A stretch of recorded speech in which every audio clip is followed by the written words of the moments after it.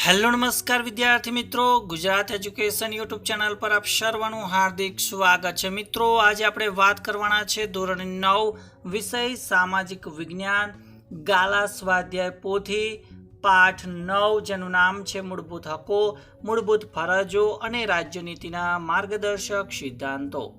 તો વિભાગ એ છે, એમાં પહેલો પ્રશ્ન છે કે નીચેના જોડકા યોગ્ય રીતે જોડો।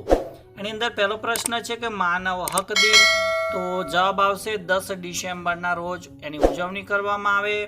બીજું, બંધારણના આત્મા સમાન કોણ છે, તો કે ભાઈ બંધારણીય ઇલાજોનો હક છે।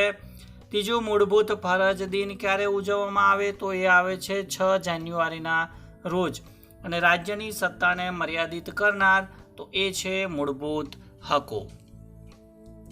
ત્યારબાદ વાત કરીએ પ્રશ્ન નંબર 2 કે નીચેના વિધાનો ખરા છે કે ખોટા તે જણાવો।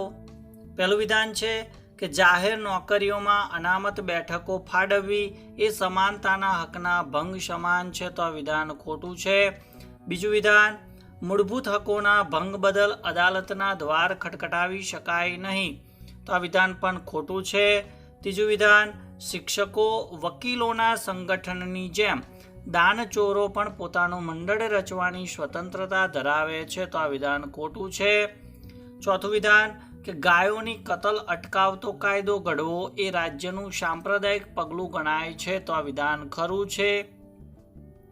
પાંચમું વિધાન કે રાજ્ય સરકાર ધાર્મિક સંસ્થાઓની મિલકતનું સંપાદન કરવાનો હક ધરાવે છે, તો આ વિધાન ખરું છે। છઠ્ઠું, પાસા હેઠળના અટકાયતીને 24 કલાકમાં મેજિસ્ટ્રેટ સમક્ષ રજૂ કરવો પડે છે, તો આ વિધાન ખોટું છે। સાતમું વિધાન, ભાષા, ધર્મ કે કોમના આધારે ચૂંટણીમાં ઉમેદવાર મત માગી શકે છે, તો આ વિધાન ખોટું છે।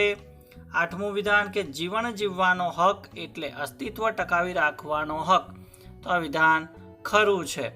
નવમું વિધાન કે રાજ્ય જાહેર હિતમાં સ્વતંત્રતાના હક પર વાજબી અંકુશો લાદી શકે છે, તો આ વિધાન ખરું છે। 10મું વિધાન કે 18 વર્ષથી નીચેની ઉંમરના બાળકોને જોખમી વ્યવસાયમાં કામે રોકી શકાય નહીં, તો આ વિધાન ખોટું છે। ત્યારબાદ પ્રશ્ન નંબર 3 કે નીચેના પ્રશ્નોના 1-2 શબ્દમાં ઉત્તર લખો। પહેલો પ્રશ્ન છે કે સંયુક્ત રાષ્ટ્રોની મહાસભાએ 10 ડિસેમ્બર 1948ના રોજ શું જાહેર કર્યું, તો જવાબ આવશે માનવ અધિકારો। બીજું, આપણે 10 ડિસેમ્બરને કયા દિવસ તરીકે ઉજવીએ છીએ, તો જવાબ આવે છે માનવ હક દિન તરીકે। ત્રીજું, કયું આચરણ ભારતનું સામાજિક કલંક ગણાય છે, તો એ આવશે અસ્પૃશ્યતાનું। ચોથું છે કે કયું આચરણ શિક્ષાપાત્ર ગુનો બને છે, તો એમાં પણ આવશે અસ્પૃશ્યતાનું આચરણ। પાંચમું, કોની પરવાનગી વિના કોઈ પણ વ્યક્તિને કસ્ટડીમાં રાખી શકાય નહીં, તો જવાબ આવશે મેજિસ્ટ્રેટની। છઠ્ઠું, મૂળભૂત હકોના રક્ષણની અગત્યની ભૂમિકા કોણ બજાવે છે, તો જવાબ આવે સર્વોચ્ચ અદાલત। સાતમું, કોણે બંધારણીય ઇલાજોના હકને બંધારણના આત્મા સમાન કયો છે, તો એ આવશે ડૉક્ટર બાબા સાહેબ આંબેડકરે। ભારતમાં 6 જાન્યુઆરીના દિવસને કયા દિવસ તરીકે ઉજવવાનું નક્કી થયું છે, તો જવાબ આવશે મૂળભૂત ફરજ દિન। ત્યારબાદ પ્રશ્ન નંબર 4, આપણે વિકલ્પોમાંથી યોગ્ય વિકલ્પો પસંદ કરી ખાલી જગ્યા પૂરવાની છે। એમાં પહેલો પ્રશ્ન છે કે કાયદેસરની કાર્યવાહી વિના કોઈ પણ વ્યક્તિની ખાલી જગ્યા છીનવી શકાય નહીં, તો જવાબ આવશે સ્વતંત્રતા। બીજું, માર્ગદર્શક સિદ્ધાંતો ખાલી જગ્યા અને આર્થિક લોકશાહી સ્થાપવાનો આદેશ આપે છે, તો જવાબ આવે સામાજિક। ખાલી જગ્યા સમક્ષ સમાનતા એટલે કોઈ પણ વ્યક્તિ કે વર્ગની તરફેણમાં વિશેષાધિકારોનો અભાવ, તો એ આવશે કાયદા સમક્ષ। ચોથું છે કે ખાલી જગ્યા એક સિક્કાની 2 બાજુઓ છે, તો હકો અને ફરજો આવશે। ખાલી જગ્યાના મતે રાજ્યનીતિના માર્ગદર્શક સિદ્ધાંતો દેશના શાસનના પાયારૂપ સિદ્ધાંતો છે, તો એ ડૉક્ટર ભીમરાવ આંબેડકરના મતે। ત્યારબાદ પ્રશ્ન 6 કે ખાલી જગ્યા રાજ્યની સત્તા પર બ્રેક સમાન છે, તો જવાબ આવશે મૂળભૂત હકો। સાતમું, અટકાયત કે ધરપકડ કરાયેલ વ્યક્તિને ખાલી જગ્યા કલાકમાં મેજિસ્ટ્રેટ સમક્ષ રજૂ કરવી જોઈએ, તો જવાબ આવશે 24 કલાક। આઠમું, બધા નાગરિકો ખાલી જગ્યા સમક્ષ સમાન છે? તો જવાબ આવે છે કાયદા સમક્ષ. 9મું, માર્ગદર્શક સિદ્ધાંતોના અમલ માટે ખાલી જગ્યાનો આશરો લઈ શકાતો નથી? તો જવાબ આવશે અદાલતોનો. ખાલી જગ્યાને કાનૂન હેઠળ સજાપાત્ર ગુનો જાહેર કરવામાં આવ્યો છે? તો જવાબ આવે છે અસ્પૃશ્યતા. 11મી, ખાલી જગ્યા કે ખાલી જગ્યા વર્ષથી નીચેની ઉંમરના બાળકને જોખમી વ્યવસાયમાં રાખવો એ કાનૂન હેઠળ શિક્ષાપાત્ર ગુનો છે? તો જવાબ આવે છે 14 વર્ષથી નીચેની વયના ઉંમરના બાળકોને. 12મું છે કે ડૉક્ટર ભીમરાવ આંબેડકરે ખાલી જગ્યાના હકને બંધારણના આત્મા સમાન કયો છે? તો જવાબ આવશે બંધારણીય ઇલાજો. ત્યારબાદ પ્રશ્ન નંબર 5. વિકલ્પોમાંથી સાચો વિકલ્પ પસંદ કરવાનો અને જવાબ લખવાનો. પહેલો પ્રશ્ન કે માનવ હકોની વૈશ્વિક ઘોષણાને કોણે સ્વીકૃતિ આપી? તો જવાબ આવશે સંયુક્ત રાષ્ટ્રોએ. બીજું, કયું આચરણ સામાજિક કલંક ગણાય? તો એ આવશે અસ્પૃશ્યતાનું. ત્રીજું, દર વર્ષે કયા દિવસને માનવ હક દિન તરીકે ઉજવવામાં આવે છે? તો એ આવશે 10 ડિસેમ્બરના દિવસે. ચોથું છે કે કઈ ઉંમરના બાળકોને મફત અને નિઃશુલ્ક પ્રાથમિક શિક્ષણ મેળવવાનો અધિકાર છે? તો જવાબ છે 6 થી 14 વર્ષના બાળકોને. ત્યારબાદ પ્રશ્ન 5. પ્રતિબંધિત અટકાયત હેઠળના આરોપીને કેટલા સમય સુધી અટકાયત હેઠળ રાખી શકાય છે? તો જવાબ આવે છે 3 માસ સુધી. છઠ્ઠો પ્રશ્ન, ડૉક્ટર બાબા સાહેબ આંબેડકરે કયા હકને બંધારણના આત્મા સમાન કયો છે? તો જવાબ આવશે બંધારણીય ઇલાજોનો હક. 7મું, દર વર્ષે કયા દિવસને મૂળભૂત ફરજ દિન તરીકે ઉજવવાનું નક્કી કરવામાં આવ્યું? તો જવાબ આવશે 6 જાન્યુઆરીના દિવસને.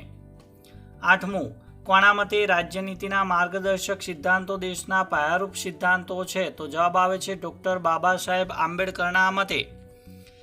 9મો પ્રશ્ન છે કે દર વર્ષે 10 ડિસેમ્બરના દિવસને કયા દિન તરીકે ઉજવીએ છીએ? તો જવાબ આવશે માનવ હક દિન તરીકે આપણે તેની ઉજવણી કરીએ છીએ. વિભાગ બી આધારિત પ્રશ્ન પહેલો કે ભારતના બંધારણમાં આપેલ બંધારણીય અધિકારો જણાવો. તો ઉત્તર જોઈએ. ભારતના નાગરિકને બંધારણે આ 6 બંધારણીય અધિકારો એટલે કે મૂળભૂત હકો આપ્યા છે. 1, સમાનતાનો હક. 2, સ્વતંત્રતાનો હક. 3, ધાર્મિક સ્વાતંત્રતાનો હક. 4, સાંસ્કૃતિક અને શૈક્ષણિક હક. 5, શોષણના વિરોધનો હક. અને 6, બંધારણીય ઇલાજોનો હક. ત્યારબાદ પ્રશ્ન નંબર 2 કે તમારી પડોશમાં એક કુટુંબ બૌદ્ધ ધર્મનું પાલન કરે છે. તે હવે હિન્દુ ધર્મ અપનાવવા ઈચ્છે છે. તો તે કુટુંબને તમે શું માર્ગદર્શન આપશો? તો ઉત્તર જોઈએ કે તમારી પડોશમાં રહેતા કુટુંબને જણાવો કે ભારત એ બિન સાંપ્રદાયિક દેશ છે. ભારતના બંધારણે બધા નાગરિકોને ધાર્મિક સ્વાતંત્ર્યનો હક આપ્યો છે. આ હક મુજબ દરેક નાગરિક ધર્મ પરિવર્તન કરી શકે છે. તો તમે તમારા પડોશી કુટુંબને જણાવો કે તે જિલ્લા કલેક્ટરની ઓફિસમાં અરજી કરીને ધર્મ પરિવર્તન કરવાની કાર્યવાહી પૂર્ણ કરે. સરકારની પરવાનગી મેળવીને તમારા પડોશી હિન્દુ ધર્મ અંગીકાર કરી શકશે. ત્યારબાદ પ્રશ્ન નંબર 3.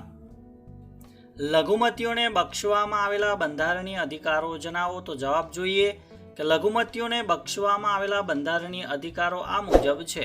નંબર 1, લઘુમતી કોમો પોતાની સંસ્કૃતિ, ભાષા કે ધર્મના આધારે શિક્ષણ સંસ્થાઓ સ્થાપી શકે છે તેમજ તેનું સંચાલન કરી શકે છે. નંબર 2, રાજ્ય સરકાર કોઈપણ પ્રકારના ભેદભાવ વિના તેમને દરેક પ્રકારની નાણાકીય સહાય આપવા બંધાયેલી છે. નંબર 3, રાજ્ય સરકાર લઘુમતી સંસ્થાઓની મિલકતોનું સંપાદન જરૂરી વળતર આપીને જ કરી શકે છે.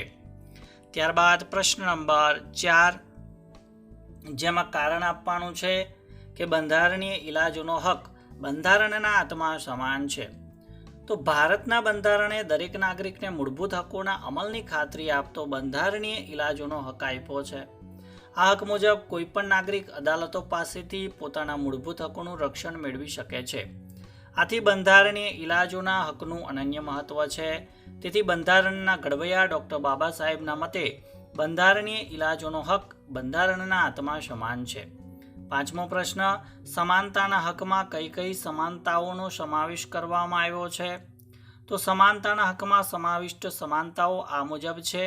નંબર 1 કાયદા સમક્ષ સમાનતા, નંબર 2 કાયદાનું સમાન રક્ષણ, નંબર 3 દુકાનો, નાસ્તાગૃહો, હોટલો, જાહેર મનોરંજનના સ્થળો તેમજ જાહેર સ્થળો તથા જાહેર રસ્તા, તળાવો કે કૂવાઓના ઉપયોગની સમાનતા, નંબર 4 જાહેર નોકરીઓમાં સમાનતા, નંબર 5 અસ્પૃશ્યતા પર પ્રતિબંધ, નંબર 6 ઇલકાબો કે ખિતાબો પર પ્રતિબંધ.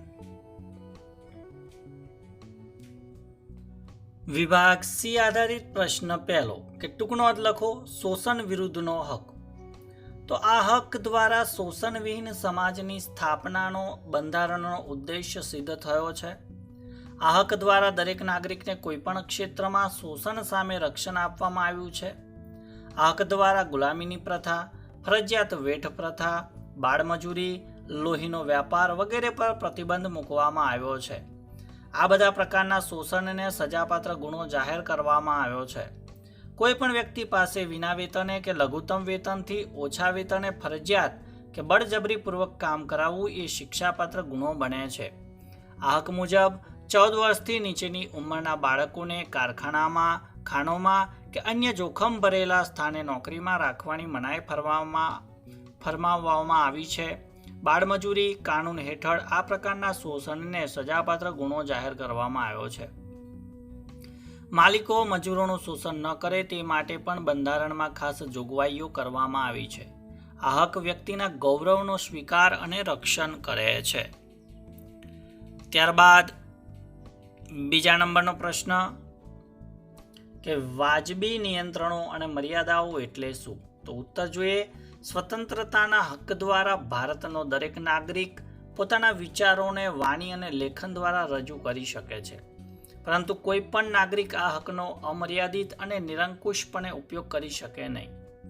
ભારતના બંધારણે આ હક દ્વારા આપેલી સ્વતંત્રતાઓ બધા નાગરિકોએ કેટલીક મર્યાદાઓ હેઠળ ભોગવવાની હોય છે. ભારતનું સાર્વભૌમત્વ, એકતા અને અખંડિતતા, જાહેર શાંતિ અને સલામતી, વિદેશો સાથે મૈત્રીભર્યા સંબંધો, અદાલતનો તિરસ્કાર, બદનક્ષી, હિંસક ઉશ્કેરણી વગેરે બાબતોને ધ્યાનમાં રાખી નાગરિકની સ્વતંત્રતાઓ પર રાજ્ય કાયદા દ્વારા મર્યાદાઓ અને નિયંત્રણો મૂકી શકે છે.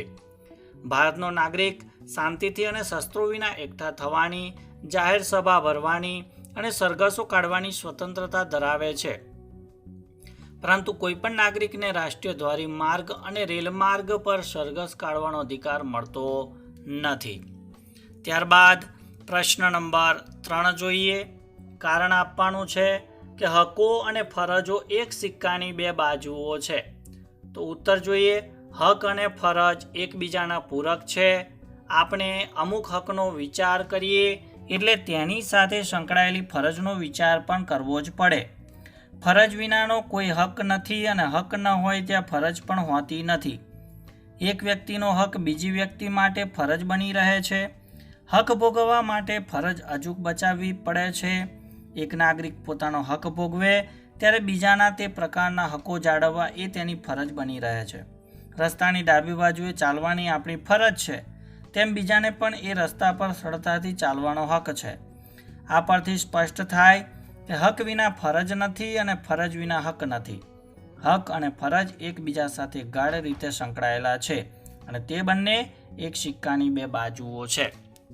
તો વિદ્યાર્થી મિત્રો, આપણે ધોરણ 9 વિષય સામાજિક વિજ્ઞાન અને ગાલા સ્વાધ્યાય પોથીમાંથી પાઠ 9નું સંપૂર્ણ સોલ્યુશન આપણે નિહાળ્યું. તો વિડીયો ચોક્કસથી ગમ્યો હશે તો વિડીયોને લાઇક કરી દેજો, શેર કરી દેજો અને ચેનલને સબસ્ક્રાઈબ કરી દેજો.